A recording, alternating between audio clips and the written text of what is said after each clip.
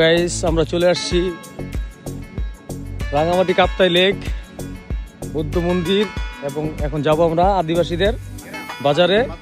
এখানে আছে জাহিদ ভাই, অনেক কষ্ট করছে আমাদের জন্য, তার উদ্যোগে হয়তো আজকে আমরা অনেক এই এত সুন্দর ভিউ দেখতে পাচ্ছি। আল্লাহ পাকের এত সুন্দর নেয়ামত যেটা শুকরিয়া করার আদায় নেই।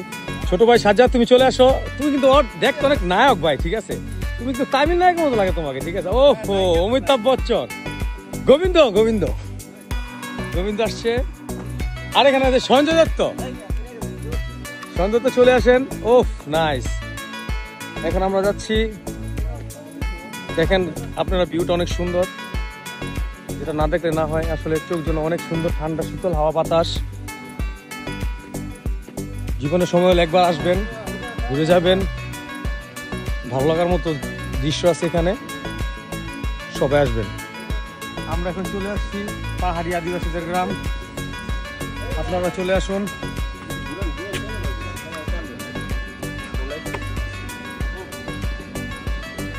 এই তো পাহাড়ি আদিবাসী গ্রাম আসছি।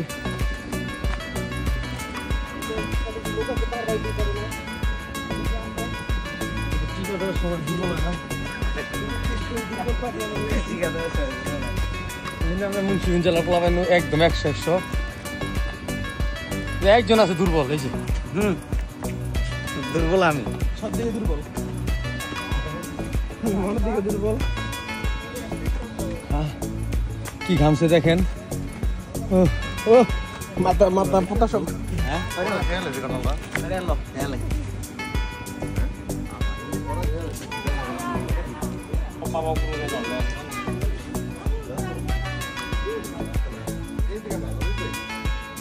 আলহামদুলিল্লাহ আমরা আসলে আজকে অনেক আনন্দিত, কারণ পাহাড়ি আদিবাসীদের আমরা আসলে যেরকমটা মনে করি ওনার ওরকম না।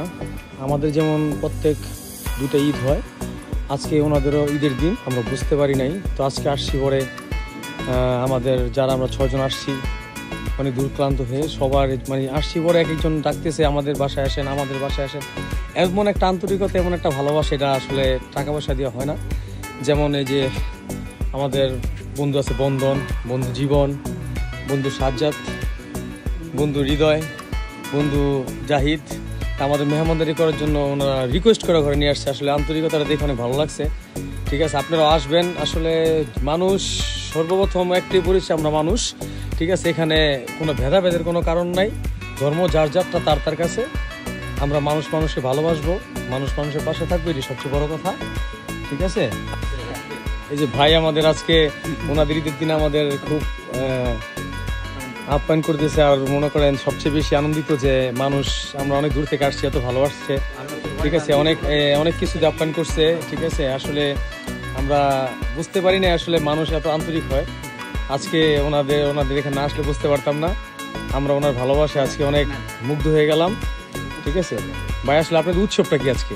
এটা হলো আমাদের বৈশুক সাংগ্রাই বিজু উৎসব। আমাদের হলো বিজু, বৈশুক হলো আপনার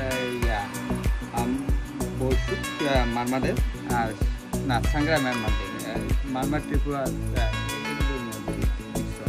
আচ্ছা আচ্ছা, ঈদের দিনের মতো আপনারা এটা বাৎসরিক একবার হবে এই তারিখ আপনার 13 তারিখ, এপ্রিল মাসের 13 তারিখ।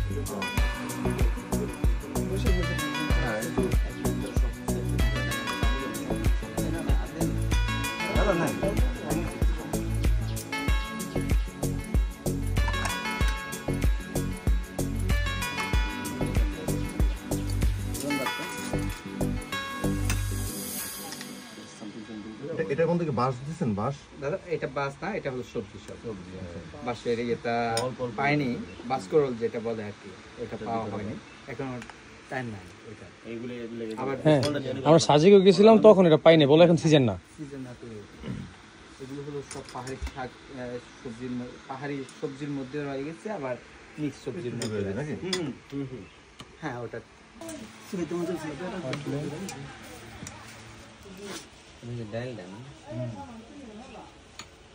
বড় ভাই অনেক আনন্দিত, ভালো লাগছে অনেক।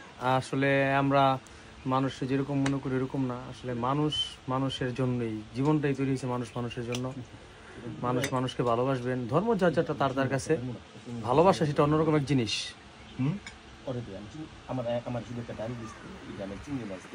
চিংড়ি মাছ কোনটা আছে আমার এটা দিয়ে না, ওটাতে এই সবজিটা চিংড়ি মাছ। না তাহলে আমার দিবেন না, আমার অনেকে আবার চিংড়ি খাইতে পারে না। চুলকানি সমস্যা আছে।